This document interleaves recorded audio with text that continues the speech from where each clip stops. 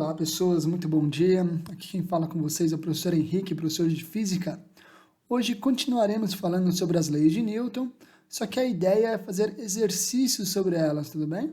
Então, o que nós vamos ver aqui hoje? Exercícios nessa primeira aula conceituais, tudo bem? Das três leis, o princípio da inércia, princípio fundamental da dinâmica e ação e reação, beleza? Vamos lá, então, vamos começar. Primeiro exercício da Universidade Estadual do Ceará.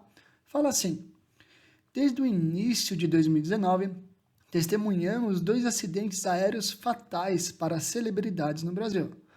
Para que haja voo em segurança, são necessárias várias condições referentes às forças que atuam em um avião. Por exemplo, em uma situação de voo horizontal, em que a velocidade da aeronave se mantenha constante. Qual é a condição para que uma aeronave se mantenha constante voando com uma velocidade constante horizontal? Vamos lá então. Corrigindo, a primeira coisa que a gente tem que destacar aqui, pessoal, é o seguinte: esse voo é horizontal e velocidade é constante. Lembre-se, velocidade constante é inércia. Quer dizer que a força resultante sobre esse avião é igual a zero, beleza? Então, ó, tem um avião. Quais são as forças que agem sobre um avião? Bom, ele tem a força peso, vertical e para baixo. Para que ele não caia, tem uma força de sustentação, vertical e para cima. E elas se equilibram. Dessa maneira, se elas têm a mesma intensidade, a força resultante vertical é zero. Beleza? Vamos lá então. Tem a força de tração do motor, que faz com que esse avião se mova para frente. E claro, tem a força de arrasto, fazendo com que o ar, quando colide com esse avião. Para que a força resultante seja igual a zero, a força de tração é a mesma intensidade da força de arrasto. Aí você fala, poxa, essa força resultante é zero, quer dizer, como ele se movimenta? Lembrem-se, força resultante igual a zero significa que o corpo não ganha velocidade e nem perde velocidade. Não significa que ele não se movimenta. Isso aqui nós chamamos de um equilíbrio dinâmico, tudo bem? Então, para a velocidade constante, como eu falei, a força resultante é igual a zero. Dessa maneira, a intensidade da força de sustentação é a mesma intensidade da força peso. A intensidade da força de tração do motor é a mesma intensidade da força de arrasto. Dessa maneira, para que ele tenha um voo horizontal, a soma de todas essas forças que agem sobre a aeronave é nulo, alternativa D.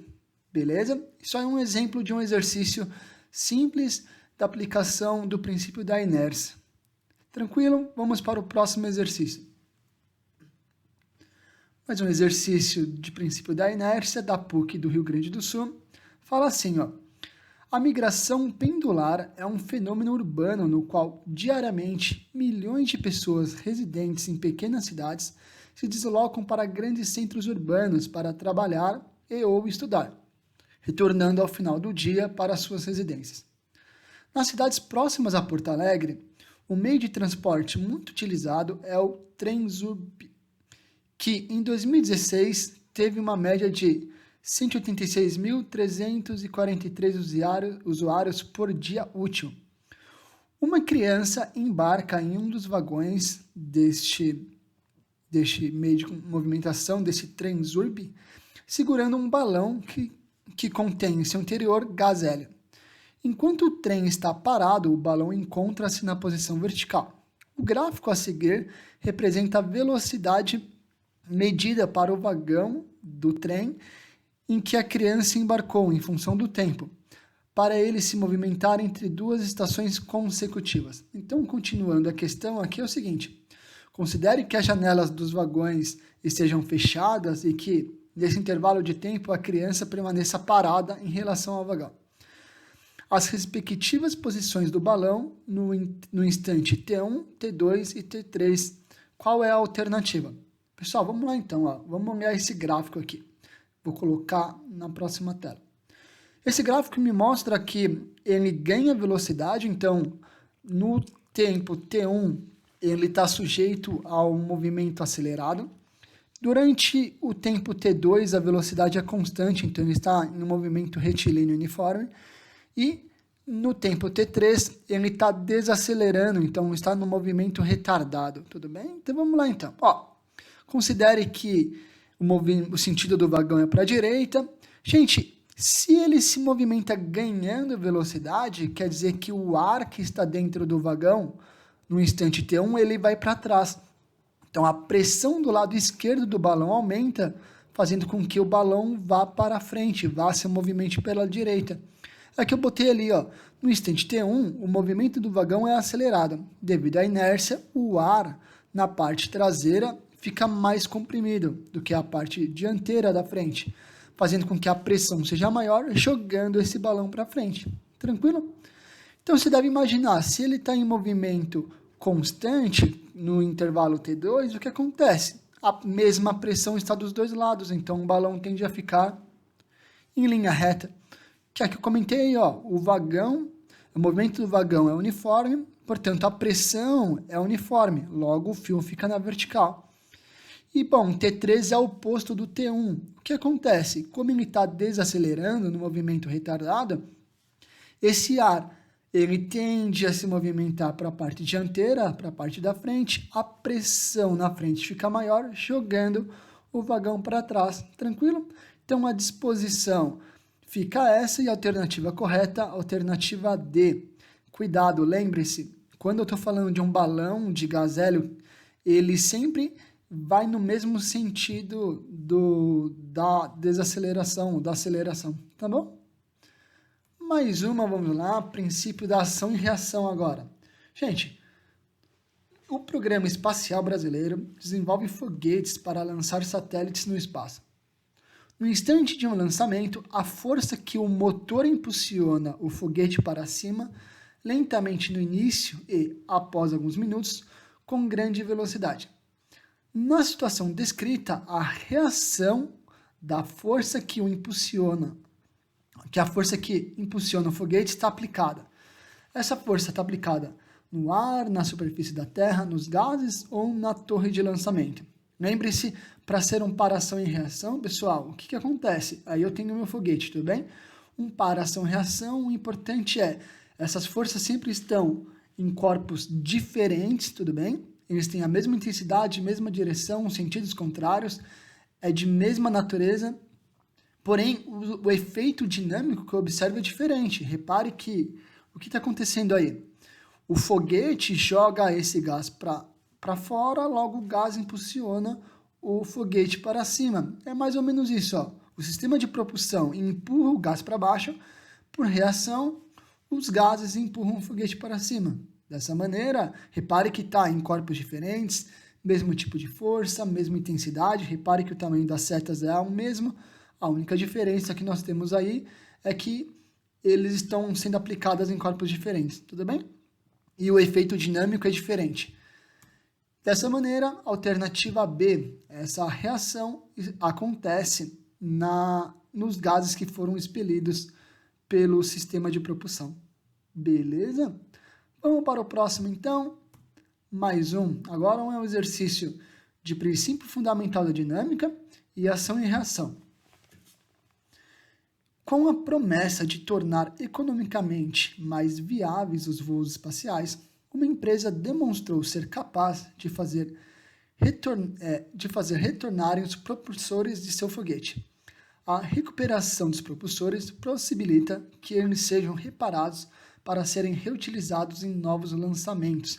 Já aproveitando aqui, essa empresa chama Falcon X, tudo bem? E eles conseguem, já fazem isso, eles lançam um foguete para fora da Terra e é incrível, eles retornam com o foguete no mesmo ponto da onde ele foi lançado. Isso é fantástico. Vamos lá então. Após terem cumprido sua função, os propulsores do foguete se desprendem, caindo aceleradamente em direção ao planeta. Ao se aproximarem da superfície, retropropulsores são acionados, imprimindo uma força vertical para cima de intensidade, que é o que eu quero descobrir, que é a do peso dos propulsores, diminuindo continuamente e drasticamente a velocidade de queda. Tudo bem? Até próximo ao toque do solo. Neste momento, os retropropulsores imprimem uma força vertical e para cima de intensidade 2, que eu quero saber. E a de peso dos propulsores, o que mantém pairando sem velocidade enquanto os propulsores computadores, desculpem, avaliam uma telemetria para finalmente diminuírem até zero a retropropulsão. Vamos lá então, galera. Ali no começo ele está perguntando o que acontece quando esses retropropulsores são acionados, imprimindo uma força vertical e para cima de intensidade menor ou maior do que a da força peso dos propulsores. Gente, se eu quero desacelerar, eu tenho que ter uma intensidade maior, tudo bem? Para que se a força resultante vertical para cima é maior do se a força que atua para cima for maior do que a força que atua para baixo, vai surgir uma força resultante para cima, logo uma aceleração para cima, fazendo com que ele perca a velocidade. Então, as opções que eu tenho são essas. Ou é maior, opção A, opção B, opção C. Entendam? Eu quero desacelerar. Se eu quero desacelerar a velocidade, eu preciso fazer com que surja como eu quero fazer que a velocidade diminua, eu tenho que desacelerar. Para que eu desacelere, eu preciso fazer que a aceleração seja no sentido contrário à velocidade. Tudo bem? Por isso que a força tem que ser vertical e para cima, porque lembrem, a força tem o mesmo sentido da aceleração. Beleza? Repare que na opção 2 ele fala que essas forças verticais para cima, ela tem uma intensidade, aí ele pergunta se é maior, menor ou igual, do peso dos propulsores, que o mantém pairando sem velocidade. Gente, para que ele paire, eu preciso que as intensidades sejam a mesma, para que ele nem ganhe nem perca a velocidade, tudo bem? Portanto, tem que ser igual, logo a alternativa correta é a alternativa B deste exercício. Tranquilo? Bora lá, tem mais 2 exercícios. Vinícius, esse aí entra um pouquinho de matemática, mas é uma matemática mais simples relacionada à força resultante, tudo bem? E também está relacionado ao princípio fundamental da dinâmica. Vinícius observa 2 crianças, Caio e João, empurrando uma caixa de brinquedos. Relembrando a aula de ciências que teve pela manhã, ele observa o deslocamento da caixa e faz um desenho representando as forças envolvidas nesse processo, conforme essa figura aí embaixo. Caio aplica uma força F1 na direção horizontal, sentido para a direita. João aplica uma força uma força F2 no sentido, na direção horizontal, sentido para a esquerda, tá bem? Considerando que a caixa esteja submetida às 2 forças horizontais, nos sentidos representados da figura, o Caio aplica uma força de 100 newtons e João aplica uma força de 75 newtons. Repare que nessa situação a força resultante é diferente de zero. 25 newtons para a direita, tudo bem? Fazendo com que esse corpo acelere, ganhe velocidade para a direita, tudo bem? Continuando. Ficou pensando em como poderia evitar o deslocamento da caixa, fazendo com que ela ficasse em equilíbrio, no caso, equilíbrio estático. Essa caixa parada, tudo bem? Concluiu então que, para que isso ocorra, uma outra criança deveria exercer uma força de qual intensidade e junto com qual garoto? Vamos lá então. O que eu preciso destacar aí são as intensidades, certo? E que ele quer que isso fique parado, tudo bem? Vamos lá então.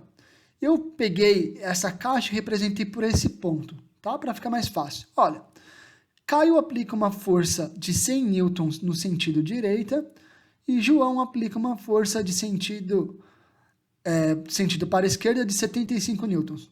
Repare que assim existe uma força resultante. Eu quero que isso aqui fique parado. Logo, o que precisa acontecer? Você pode concordar comigo que Caio empurra para a direita, João empurra para a esquerda?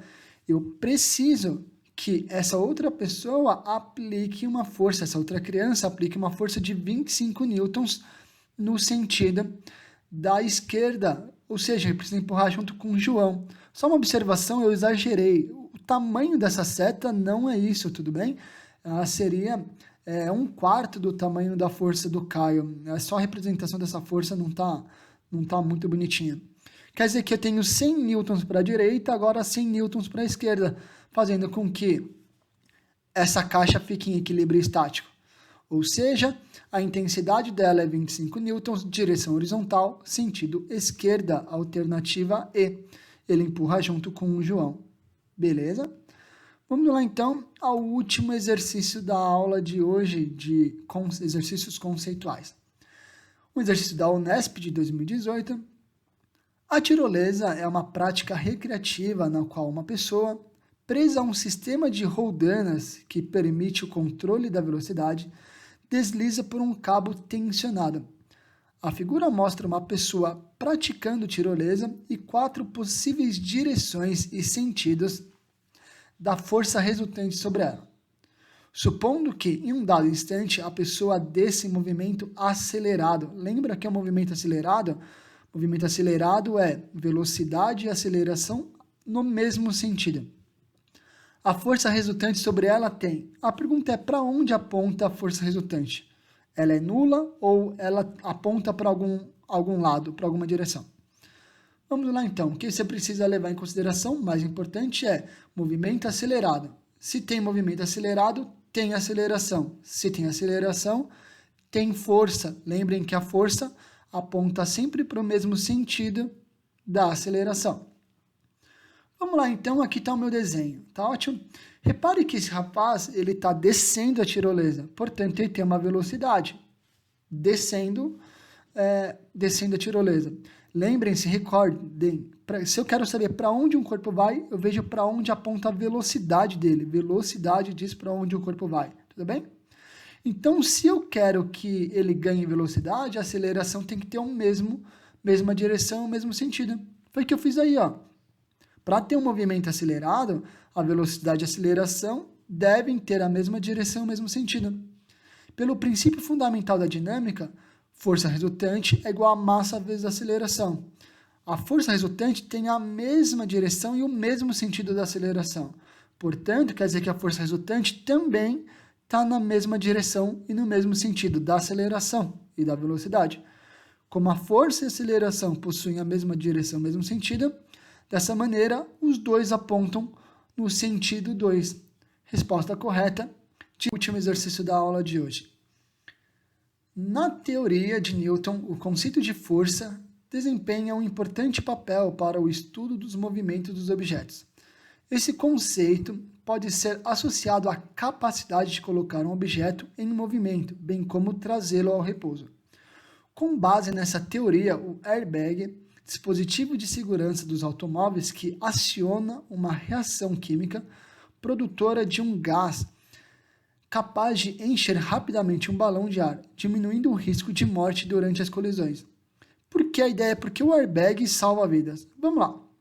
Olha, eu quero que o airbag salve vidas. Então, imagina, princípio fundamental da dinâmica. Força resultante é igual a massa vezes a aceleração. Gente, só que a aceleração é a variação da velocidade pelo tempo. Pensa comigo. Se eu bater sem o airbag, o que vai acontecer? Eu vou colidir minha cabeça e eu vou parar muito rápido. Então, se eu vou parar muito rápido, quer dizer que a força que vai ser atuante sobre mim vai ser muito alta. E aí tem o risco de morrer. Então, o que acontece? A função do airbag é aumentar o tempo que eu demoro para parar. Se o tempo que demora para eu parar aumenta, quer dizer que ele retarda eu parar, significa que, matematicamente, a força que atua sobre mim diminui. Se a força que diminui sobre mim diminui, quer dizer que eu vou ter um impacto de uma intensidade menor, portanto, a chance de eu sobreviver é maior, tudo bem?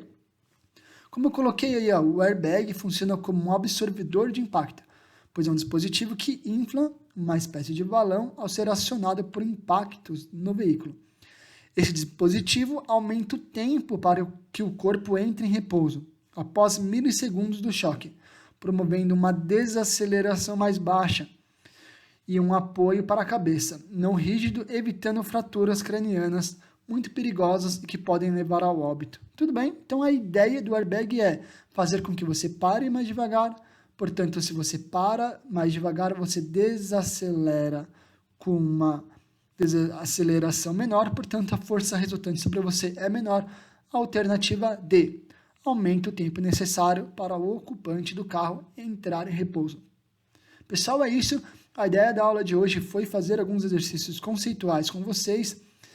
Agora, na próxima aula, farei alguns exercícios numéricos para que a gente utilize esses conceitos também matematicamente. Espero que vocês estejam bem. Um grande abraço, até a próxima aula.